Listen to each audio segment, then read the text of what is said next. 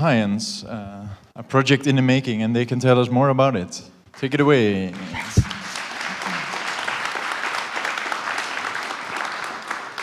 Yeah, hello, and a warm welcome from my side.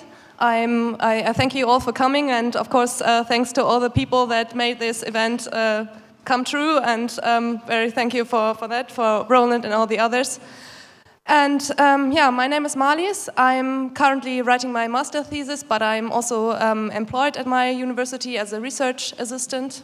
Yeah, and hi, I'm Alex. I'm a front-end developer from Lüneburg, Germany, and we are here to present you the idea of publish and evaluate on-chain. So, 2008, Bitcoin started, as you all know. It became a big thing. Now everyone here talks about blockchain. So, there are many approaches nowadays for blockchain beyond the currency. So, Steemit and Steem, for example, try to combine blockchain and social media. Our idea is to combine research and blockchain. So, the first factors to consider is, of course, Steem. Steem has three main features that are, for us, very important. And the first one is the ability to store content on the chain. The second one are the named accounts, so you don't have to handle long IDs. And you have no transaction fees on Steem, which for us means free interaction. And there is a movement in the scientific community. And this movement demands open science, it demands more transparency in the process of the peer review, and it demands an ongoing post-publication evaluation, which means the publication of a paper and the one-time peer review should be broken as a system, and to let the people evaluate papers after it was published. So yeah, we saw this and we thought this could be melted in some fine software. We can take those needs, we can take those possibilities, and we can build something. So we dig our heads a little deeper into this idea and did some research and much debate. And one quote that is really, really important for us is the steering mechanism, which means the evaluation process of science should be designed by scientists. So for us at this point, it was clear we can't go and build this system by our own. As a startup or something, we have to include the community. We have to give the possibility to the science to decide what kind of system they're using. So, nevertheless, how could the actual software look like? This is a really rough overview, so you know what's going on. And again, it begins with Steem. As you all know, Steem is a blockchain represented by the blocks. Each block contains transaction. At the top of this, we will build Pevo, the front end to science. You see it's represented by user interactions. And each user interaction is saved on the blockchain permanently. So it gives us the possibility to access every topic and the whole process on this topic and to see what happened when. So, and because science generates a lot of data, and the block size is fairly limited. We need an extra file storage for the research data and all the stuff that people are writing. So we thought about using IPFS. It's the Interplanetary File System, an awesome project. It does what it says. And it gives us the possibility to store large files, but to keep the reference to those files on the blockchain itself. So, and as you see, the user interactions consider the whole open evaluation and evaluation cycle process. So you see it begins with a publication and goes on with review, reissues, and replication studies, all at one place and at one URL per topic. So for all of you who aren't very familiar with the established process of peer reviewing and publication and evaluation in science, here a little overview. So it all begins with research. It means the scientist has to find an interesting topic, he has to find proper funding for his project, he has to do some science work. At the end of this process, there is the scientific paper. So in the established process, the scientist writes this paper and has to submit to a journal. He looks for a journal that fits, considering the impact factor of this journal. And then he goes into the submission process. It means he hands over a manuscript, the journal decides if this paper is worth publishing and if it fits, and then it goes over to the review process, the peer review process. So the journal finds a reviewer that has the right know-how to decide if this paper is scientifically accurate, and he gets this paper and reviews it. In the optimal process, this is double-blind. It means the scientist and the reviewer should know each other in this process. So after review, there is a publication. The journal does some typographical processing and then prints the paper.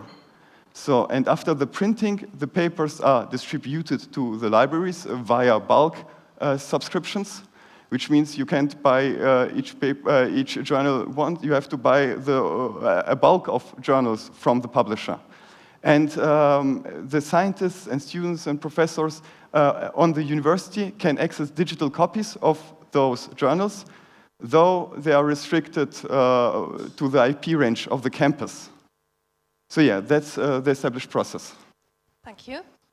So what you have to keep in mind is that peer-reviewed journals have of course a history, and that peer review developed towards the state that we are observing now.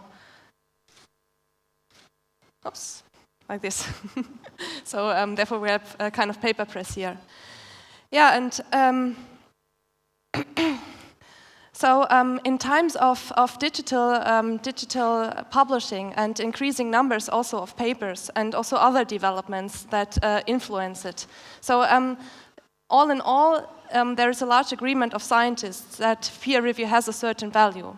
But with these new developments, such as digital publishing, what I already mentioned, and the number of papers that is increasing, there is also, of course, digital technologies that we have, and globalization also in science, so that we have globalized working groups, that English is the main language, and so on.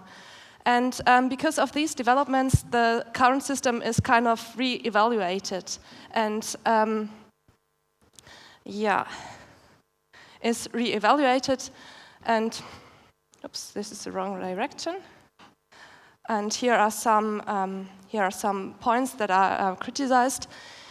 Yeah, one of these points is that it is very costly. So there's much of public investment into the system. For example, you know that much of the research is publicly funded, which means that not only the research itself, but also the time that researchers spend on reviewing or on editorial work is publicly paid.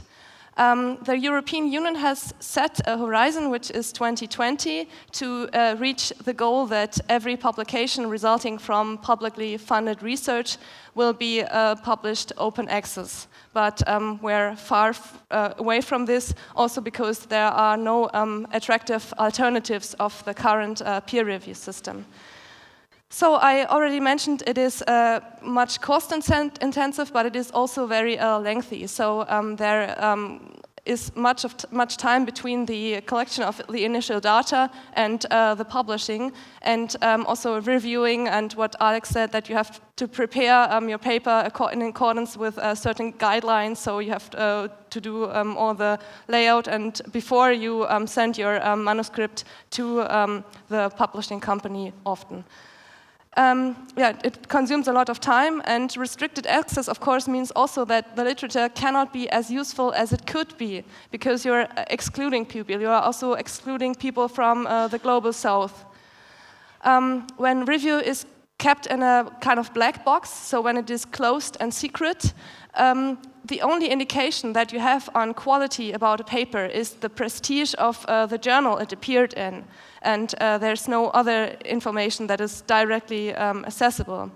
And of course, there are maybe errors that can occur, so that there are errors that can occur, and this is linked with private interest. So, for example, you have too harsh judgment just because it is a competitor. So Alex said normally you have a double-blind peer review, but in reality it is not double-blind because you often have an indication who was the author and you can somehow find it out. And yeah, private interests also mean that the publishing companies are, of course, profit-maximizing companies, and they try to sell, of course. And for example, they make the abstracts very small, that you have only 200 words, and then you have many keywords in it, like bright keywords, and everyone thinks she or he has to buy this paper, and in the end it turns out the topic is not really this keyword, and it's not helpful for that person. Yeah, that's it from this side. So this is already a kind of conclusion. So what is the work that is now to be done? It's like puzzle solving a bit. So we have to think about what is the ideal models. What do we want to improve? How should it look like?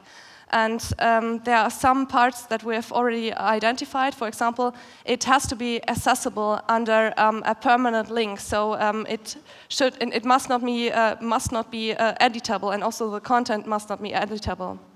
What Alex already mentioned is that we want academic discourse about the topic, that this is possible also after publication, and that errors are maybe detected earlier.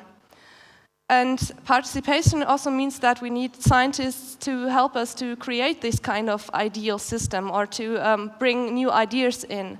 And participation also means that we want to include other people from outside academia, so for example professionals that can also share their insights to give science a new cue, a new direction maybe, to produce also socially robust knowledge, because this is also a claim that people say science should address the challenges of our time that we are facing, and therefore we need participation also from outside academia.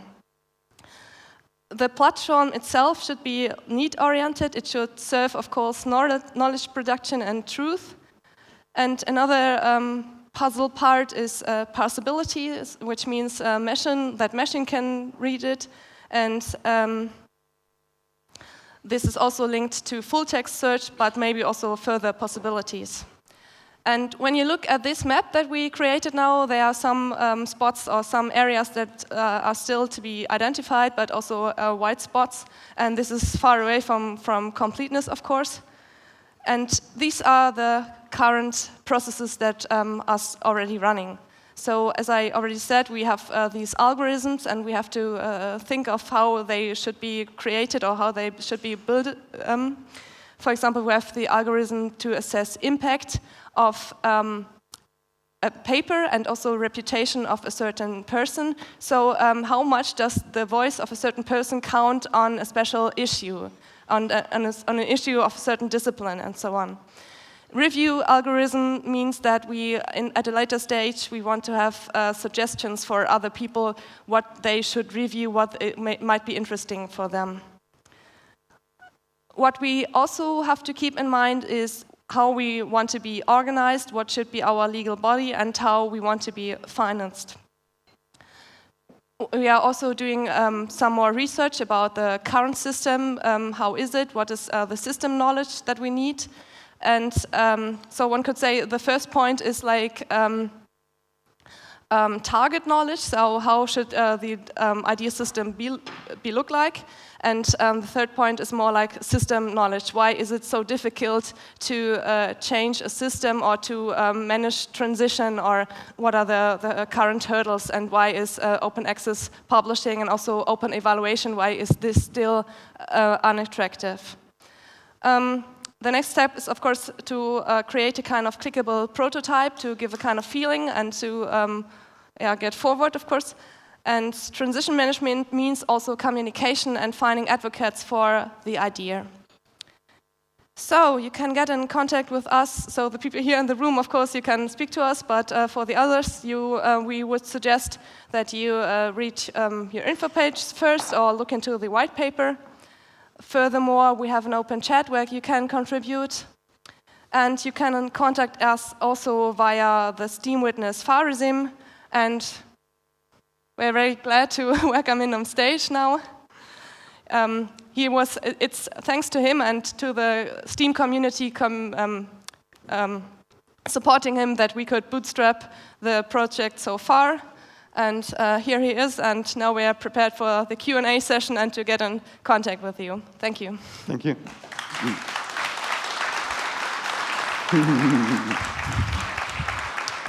And what I forgot to mention, we brought also something for you. So we have flyers that are, you can find them in the back, or you can ask us for more. Yeah. Don't hesitate to ask questions. Cube, anyone? Thank you very much. You have a beautiful presentation and a good speech. I have a question about, are you going to do it on Steam blockchain, or you want to create independent blockchain?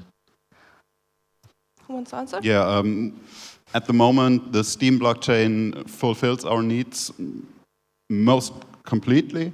We have some issues which will be fixed and which we can work around. So we will use Steam. Yeah, that's the plan at the moment. Of course, we are agnostic to changes, to maybe if it turns out that, I don't know a reason why Steam couldn't be, but we can change that. But at the moment, everything's planned to be on Steam.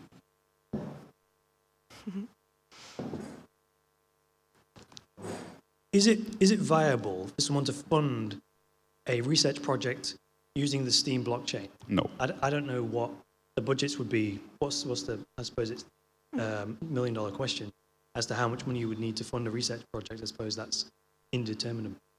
No, we cannot care about funding for research because it's very expensive in certain fields. We're talking about millions for one project. I don't mean where it's at now, but eventually, perhaps. Eventually, kind of, yeah. You crowdfund it, right?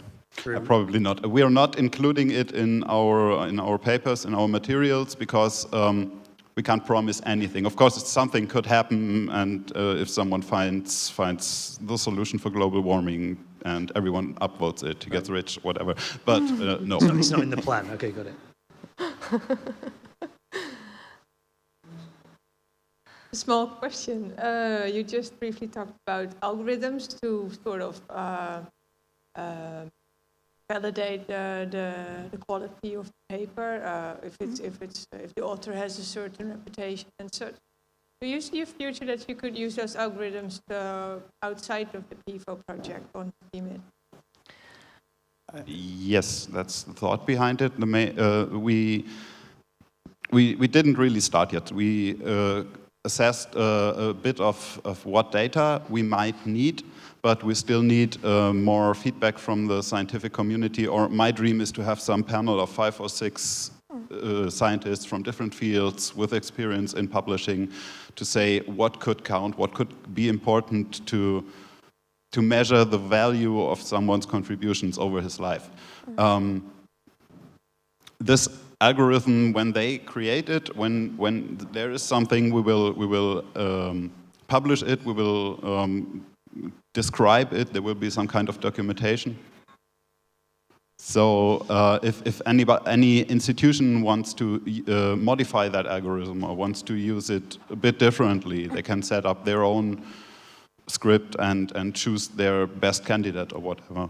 Yeah, that's a thing that we maybe forgot to mention, that we want to have a plurality of evaluative perspectives. So the project itself will be open source, and therefore it will be possible to like fork it and to create other algorithms. To maybe this paper is the most important one according to these algorithms, and maybe when I look at another page, it's maybe another paper that is more important. And but was this the question, or maybe you were asking whether one could use these algorithms in another context, right? Well, yeah, just before it was a bit said like, okay, like Steam is you use Steam to facilitate your needs, but I also see in what you want to do is like creating algorithms that will be very beneficial for Steam it with other projects on it. So, and I felt it's a bit like the same as Curie might be approaching, like you want to see what quality is of your content. Or maybe I misunderstood that. It's not, yeah, it will be about the content, but it's more about the quality of the researcher, of the account itself. It's more like comparable to the reputation on Steam, which we will completely ignore because we can't work with that, but we will have to find a new way to have a reputation, a professional reputation in their field. Yeah, and I think at this point, the main thing about this is to break this little black box. It's to make things transparent. It's when you post something and you post a paper, it should be considered by its content. And it should be reviewed by someone who knows what you're writing about. And all these human factors should be cut out as far as possible. At the moment, the system relies on the reputation of the person and also on the prestige of the journal. And this prestige isn't designed, it just grew historically. So for us, there is an alternative by giving an open solution that everyone can follow. So everyone knows why things came the way they came. And there is much power in math to do this, to count persons to a part. And I see a future in, I think, perhaps 100 years, where most of this work can be completely done by computers, where researchers really do research and don't do many paperwork anymore. But that's just a dream. So. And what one can add is that the reputation of when in Pevo, when people do review work, that will add up to their reputation. And now when they do secret reviews, no one cares about, so they don't have any personal benefit from it. Yeah. Further questions? Or ideas or comments or... We have flyers in the back and on the sign up here if anyone else is interested. And if you know scientists, send them our way. We have a chat set up and are waiting for input. Thank you. Thank you.